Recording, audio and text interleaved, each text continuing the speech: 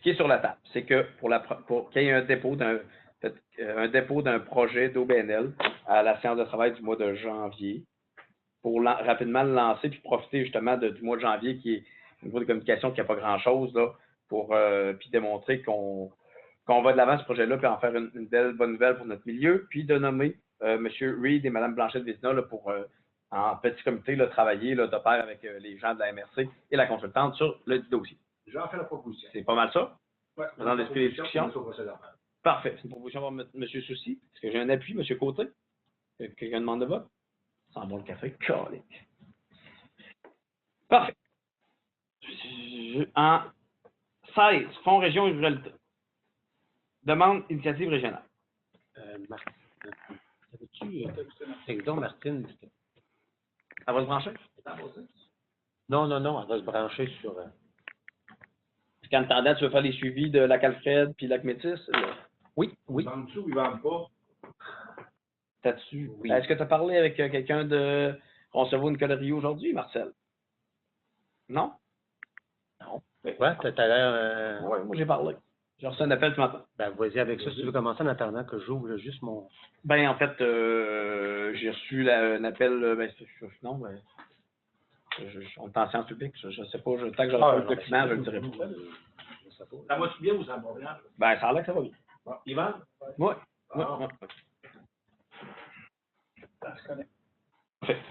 Juste en attendant, vous parlez... Oh, je vais vous le mettre... Screen.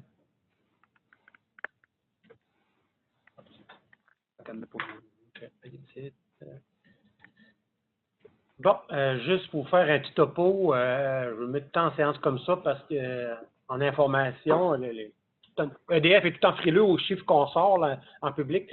Donc, juste pour vous dire que le projet éolien La Métis, le budget pour l'année 2021, à la dernière rencontre des copropriétaires pour le trimestre 3, quand vous allez voir T3, c'est ce que ça veut dire le trimestre 3, un budget de 11 618 155 qui a été présenté avec un bénéfice prévu global qui inclut les deux copropriétaires de 9 341 134. Je vous dirais que par rapport à 2020, c'est une légère augmentation d'environ 1,2 % du budget, mais je vous rappelle en même temps que ça dépend toujours du vent s'il est au rendez-vous pour atteindre ces chiffres-là exactement. Donc, ça peut varier en fonction des données réelles de vent.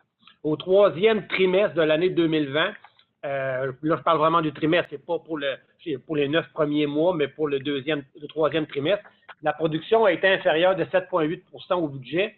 C'est notamment dû à une demande de réduction de puissance par Hydro-Québec en septembre et une très faible vitesse de moyenne des vents de juillet. Il arrive des fois qu'Hydro-Québec, juste pour vous mettre au parfum, demande d'arrêter les machines parce qu'ils n'ont pas trop de stock au niveau d'emmagasinage, donc ils ont le droit de le faire. C'est dans le contrat qu'on a avec eux, donc il y a eu une demande de fait au mois de septembre d'arrêt. Donc, juste après le tableau que vous voyez, les chiffres, c'est qu'en moyenne, dans le troisième trimestre, dans le budget, on avait mis 15 524 MWh en moyenne qui auraient dû être produits. Et si vous voyez pour le trimestre 3 comparable, 2015, 2016, 2017, 2018, 2019, donc vous avez ce qui a été produit. Au trimestre 3 de 2020, le dernier chiffre, on a produit 14 318 MWh, ce qui est légèrement inférieur au budget, mais ça ressemble un peu à la moyenne. Cependant, je dois vous dire que le trimestre 4, on n'a pas encore les données que je vous montre là, mais je peux vous dire que pour le mois d'octobre et le mois de novembre, on dépasse de beaucoup le budget. Donc, je vous dirais que le trimestre 3 qui a été inférieur au budget, le trimestre 4, d'après moi, va être au moins au-delà, même 2 fois plus supérieur que la diminution qu'on subit pour le trimestre 3.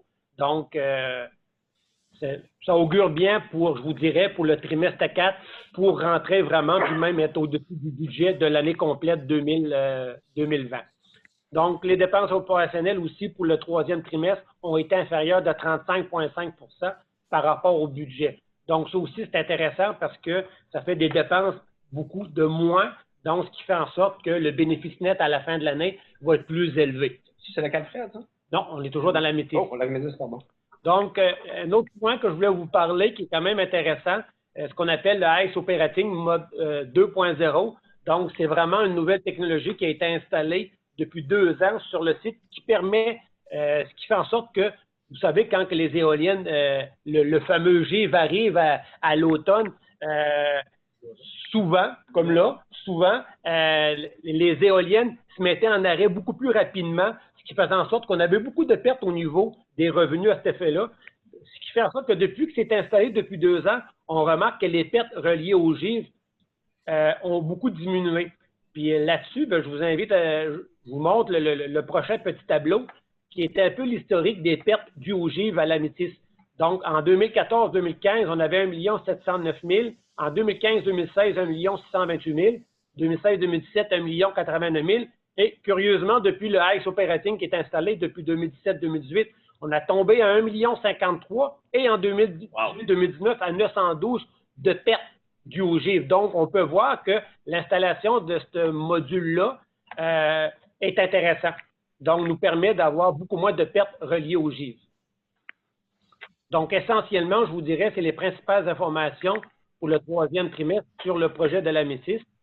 Pour ce qui est du lac Alfred, pour le 3e trimestre également, la production du trimestre est de 7,2 au-dessus du budget grâce à une vitesse des vents moyenne supérieure de 4,1 par rapport aux prévisions. Les dépenses, par contre, quant à elles, sont de 18,9 au-dessus du budget en raison d'une provision pour le remplacement des principales composantes et de réparation de pales qui a été faite en septembre. Le bénéfice du 3e trimestre 2020 est de 4 au-dessus du budget. Et là aussi, la même explication que je vous donnais pour la métisse pour le Ice Operating Mode 2.0, il est installé depuis 2 ans. Puis là aussi, on remarque qu'il y a des pertes considérables dues au givre qui sont beaucoup moindres depuis que c'est installé. C'est super. Donc, grosso modo, je vous dirais qu'en termes de bénéfices nets prévus pour juste la partie métisse, pour le projet de la métisse, on s'enligne beaucoup vers, je vous dirais, le même bénéfice, sinon un petit peu plus haut que l'an passé. On soit proche de 2 millions. Et pour ce qui est de lac Alfred, comme on avait déjà parlé, Senvion qui a quitté, qui n'est plus dans le décor depuis le début de l'année. On a exercé des lettres de crédit qu'on avait là-bas et ça a fait en sorte que pour le projet du lac Alfred, on devrait quand même se retrouver à la fin de l'année si le mois de novembre et décembre, le mois de décembre continue comme le mois de novembre a été, c'est-à-dire avec beaucoup de vent, c'est ce qu'on a vu d'ailleurs dans les 5 premiers jours de décembre. On devrait se retrouver environ pour le lac Alfred, et tenez-vous bien, avec un bénéfice d'au moins 500 000 $ pour le lac Alfred cette année. Ça n'attendait pas. C'est que c'est quand même intéressant parce que nous, je vous dirais, au niveau du lac Alfred, il faut quand même déjà commencer, même si le projet se termine en 2033. Vous allez me dire, c'est encore loin, mais nous, on doit commencer déjà à prévoir des réserves pour au cas où, pour ne pas faire en sorte qu'en 2033, quand le parc va arrêter, qu'on va encore avoir 1 an à payer des dépenses, parce que c'est comme ça que le règlement d'emprunt a été fait. Il va falloir avoir une réserve pour ne pas avoir à charger une cote-part en 2033 ou 2034. Donc, mais on va vous en revenir à l'hiver avec la fin de l'année et pour vous avec des propositions, entre autres pour les bénéfices du lac Alfred. Là. Voilà, c'était les informations. Merci beaucoup. Donc, on viendrait à... Oui, Martin est là. Donc, à demande d'initiative régionale en 16.1. Est-ce que Marceline? Tu me passes la parole? Oui. Oui? OK, oui. Merci. Donc, c'est ça, on a reçu une demande, en fait, c'est déposé par la Maison des jeunes, mais c'est le comité des jeunes de Montjoly-Saint-Gabriel, en collaboration avec le CIS de la Métisse, puis les écoles secondaires du territoire aussi. Essentiellement, c'est un projet d'acquisition de raquettes pour, dans le fond, raquettes et équipements pour permettre aux ados de pouvoir faire des activités et explorer la métisse aussi. Donc, avec les écoles, ils vont faire des différentes sorties sur le territoire. Mais quand c'est pas pris par les jeunes du secondaire, mais les équipements sont disponibles pour les jeunes pour des activités à l'extérieur du cadre scolaire également. Donc, il y a un partage là, du matériel. Au niveau du budget, on parle pour une trentaine de jeunes et essentiellement, ils ont fait une demande à l'URLS. Pour nous, ça serait une demande de 2 500 $. Ville de Montjoly, municipalité de Saint-Gabriel, Cosmos, Kino, puis Maison des Jeunes. Je pense que d'ailleurs, M. Soucy, me semble que vous avez déjà passé ou c'était traité à un de vos conseils, hein, je pense, cette demande-là? Oui, c'est fait, c'est voté. C'est voté, puis à la municipalité, je sais que ça a été déposé, mais je pense que vous prenez une décision éventuellement là-dessus aussi, là. C'est ce qu'on m'avait informé. Cosmos aussi a pris connaissance et sont en train de faire une demande là, donc, il y a une partie du budget qui est confirmée, le reste est à confirmer. Donc, c'est ça. Donc, c'est une demande qui est déposée. Je ne sais pas s'il y avait des questions en conséquence. Une question sur Maïté. En fait, je voyais que l'école secondaire de Sainte-Luce était visée. Là. On ne semble pas être dans les donateurs, mais je pense qu'il y a une approche qui pourrait être faite chez nous. Je dis juste ça de même. Là. Oui. Mais si ça couvre l'école secondaire de Sainte-Luce aussi, là, de ce que j'ai compris, ça vaudrait la peine qu'ils viennent voir. On a des sous encore, nous, cette année. OK. Bon, ben c'est beau. Je vais leur proposer. Il n'était pas sûr, c'est ça. Il attendait à savoir au niveau de Cosmos s'il était capable d'aller chercher un 500 $ ou je pense qu'il y avait aussi des discussions. Peut-être discuter avec M. Deschaines de Saint-Gabriel. Il y avait une partie aussi. Je pense que vous, de votre côté aussi, là, vous... en tout cas, c'est bon. Je vais apporter l'information à la personne responsable. Oui, Saint-Gabriel, effectivement, est embarqué dans le projet. Au lieu de 700 $ qui avait été demandé, c'est un montant de 500 $ qu'on a vu. Et qui reste de place à d'autres donateurs qui ont déjà intéressé d'autres municipalités à embarquer dans le projet. Martine, on est en séance publique mercredi prochain. Fait que s'ils veulent présenter une demande, ils peuvent le faire comme cette semaine. Là. Il faudrait que ça se fasse assez rapidement. Parfait, je vais leur parler demain. Je vais leur demander de déposer ça. Puis ça pourrait aller combler peut-être le 200 $ là, que Saint-Gabriel y irait pour 500, fait qu'à ce moment-là, Sainte-Luce pourrait combler la différence. Parfait, je vais faire le suivi. Ça va pour ça? Oui. Ensuite, on avait en 7.2, demande de soutien au développement agroalimentaire. Oui, ça prendrait juste une proposition. Puis oui, excusez-moi, mais oui, j'allais trop vite, moi là. J'ai une proposition. Monsieur Michaud, c'est une question, une proposition? Une proposition, je présume? Parfait. Et M. Laflamme en appuie. En 7.2, demande de soutien au développement agroalimentaire. Oui, c'est ça. Ben, c'est donc tout le temps dans le volet agro, là, le fonds qui est disponible pour les organismes et entreprises qui interviennent dans le monde agroalimentaire. Donc, c'est Jonathan. Il a reçu une demande de partenariat avec le Centre régional d'établissement en agriculture, le CREA, qui se fait régulièrement. C'est une demande de 650 $ de partenariat.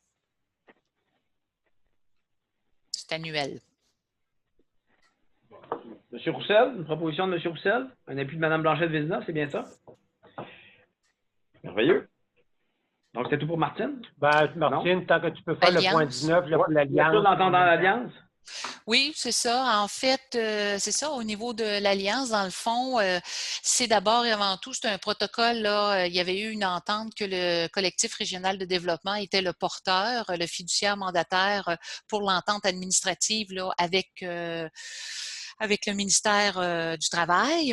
Et suite à ça, ben, le CRD s'est reviré puis signe des ententes avec l'ensemble des MRC. Donc, pour nous, là, ça serait tout simplement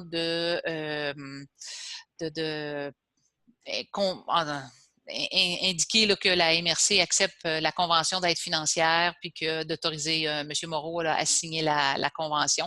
On a déjà les sommes sont quand même là, déjà toutes définies et sont statués là, équitablement ou en tout cas les calculs qu'ils ont à travers la MRC, à travers le Bas-Saint-Laurent. Et les sommes d'argent là-dedans qui sont prises par la MRC sont prises à même le Fonds Région Ruralité. Là. Ouais. Si on, oui, la partie de contribution, mais quand même pas tant que ça. Je pense que c'est 10 000 Non. sur Ouais, une c'est ça, enveloppe c'est 10 000. quand même assez substantielle. Là. Donc, c'est une proposition de M. Reed. C'est bien ça. Et jusque j'ai un appui de M. Fortin. Merci beaucoup.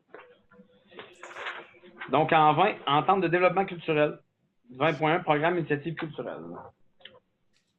Tant qu'être là, Martine, tu connais le dossier Ben oui. aussi. Ouais. Oui, effectivement.